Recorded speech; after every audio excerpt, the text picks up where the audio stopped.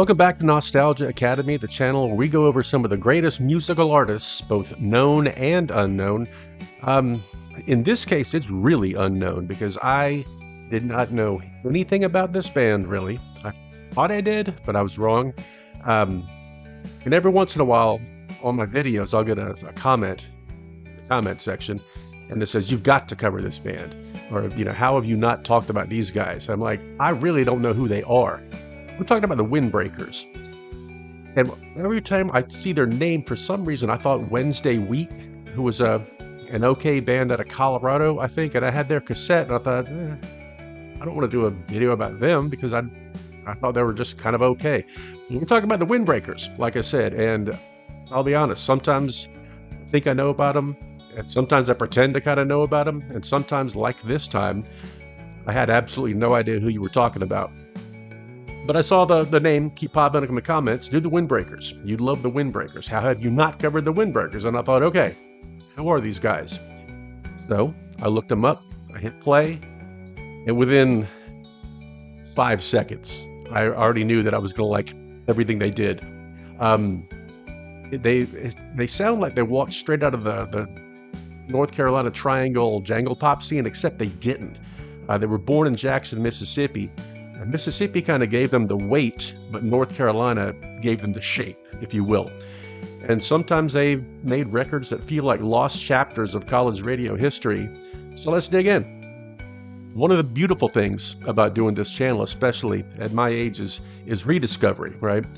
We lived through the 80s. We remember the records, remember the radio, remember the MTV stuff. But here's the truth. We didn't hear everything. So if you were into alternative rock in the 80s, you probably know R.E.M, the DBs, Let's Active, maybe even Guadalcanal Diary. But unless you were deep into college radio or, magazine culture, fanzine culture, the Windbreakers might have slipped right past you. Not because they weren't good, it's because they were just part of that vast, beautiful ecosystem of bands that made incredible records without ever getting the machine behind them, the record industry. They weren't flashy, they weren't controversial, they just wrote damn good songs. And sometimes that's the most dangerous way to live. But anyways, they formed in Jackson, Mississippi in the early 1980s. Now think about that for a second. When you think Mississippi, you think blues, gospel, maybe country roots, but you don't immediately think jangly college rock. That's kind of what makes them fascinating, because at the center was Tim Lee. He was a songwriter who had already been involved in the early punk rock scene in California with a band called the Simple Tones. But instead of staying in that fast, aggressive lane, he pivoted. He leaned into melody. He leaned into storytelling. He leaned into vulnerability. The Mississippi background gave his writing something that was grounded. It's not ironic, not detached, just grounded, right? And there's emotional weight in these songs. You can feel it when you listen to them. Well, eventually, like I said, the Windbreakers connected with the North Carolina college rock scene. And this is where it gets interesting. Because once they're in that orbit, Raleigh, Chapel Hill, that area, you can hear it. Like the guitars chime, songs breathe, the arrangements, they tighten up. If I had played one of the tracks blind, and I said, guess where this band is from, you'd probably say Chapel Hill, Winston-Salem, Raleigh, I don't know. Because they sit comfortably alongside early R.E.M, and like I said, Let's Active, and they'll come into play later. And the DBs. Here's the difference. Where some college rock bands leaned into mystery or the cool detachment, the Windbreakers, they leaned into adulthood, which is huge. Because they weren't writing about Southern imagery, they were writing about divorce and regret, family, memories, growing older without losing yourself. That's not college dorm material, that's life material, which may be why they kind of slipped past me. But let's talk about their albums. Early records like Terminal and Stand Back and Take Another Good Look show a band finding their footing. The hooks are there, the jangly guitars are there, the songwriting is already strong. As you move forward in their catalog, it gets deeper as it goes. And the record that really struck me was one called Run. It's not a nostalgia record. It's not a reunion cash-in. It's a mature statement. The guitars, they still sparkle, but the lyrics feel lived in. And here's something we don't talk enough about on this channel, aging in rock music. Most bands either flame out young, reinvent themselves awkwardly to their detriment, or just disappear.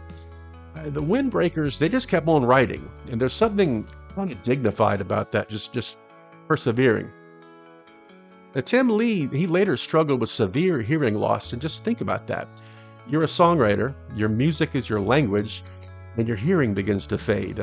For a lot of artists, that would be the end, but for Lee, it wasn't. Just kept creating. And when you know that context, some of those later songs hit differently because there's resilience there. There's gratitude. There's an understanding that art isn't about charts, it's about expression. That's very Nostalgia Academy, if you think about it. We're not here chasing trends, we're here remembering what mattered. And here's the strange thing about discovering the Windbreakers in 2026. That's really 2 weeks ago, learned about them basically. They don't feel new, they feel familiar. Like you heard them in 1987 on a late night college radio station, or you taped them off the radio, like you meant to buy the record but you never did. Their sound lives in that emotional space between youth and responsibility, idealism and realism, hope and acceptance. And that might be why they resonate more with me now than they probably would have back then. You know, I'm not 22 anymore. We're not waiting to be discovered. We're reflecting, right? And the Windbreakers sounds like a soundtrack for reflection. And I'm kind of glad it took until now for me to discover them. Because like I said, I don't think I would have appreciated them way back then. They represent something important, I think, in the entire history of rock. They represent bands who weren't massive, weren't marketed, weren't mythologized, but they were just excellent. And maybe that's even better because discovering them now feels more like it was earned. I like that. It's like finding a book that you should have read 30 years ago, but reading it now is like the exact right time to do it. So anyway, for everyone who left those comments, thank you for this, because I listened to Run one time. Terminal I listened to all the way through. I think it's called Terminal. It's wonderful. And then of course their greatest hits album, I forget what it's called, but it's from 1982 to 2002, something like that. Time Capsule is what it's called. The song Time Capsule is great. All that stuff is another one that's the one I heard first, and again within 5 seconds I knew I'd love them. New Red Shoes I think is another one that hits me really good. It's just really good guitar oriented pop, and it's very jangly, which I like. So yeah, so you guys, thank you so much, because I do read every comment. I try to respond to every comment, and more than one of you have said, hey man, you don't check out the Windbreakers. Like I said, I was thinking Wednesday week. I'm glad I was wrong there. If you've never heard them, start at night. Put on the headphones and let those guitars ring, and tell me in the comments, what band did I miss next? Because I do, like I said, I do read all the comments and try to get back with everybody, and I take into account. Like I said, I've got a list of about 150 different bands that I want to end up doing, but if I get enough requests for one, I do not mind researching quote unquote new bands, even if they're not together anymore.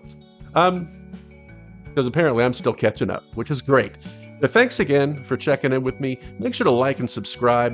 I'm going to try to do these once a week from now on. Just life gets in the way sometimes. But until next time, definitely make sure to look up, because that's where all the answers are. You guys take care.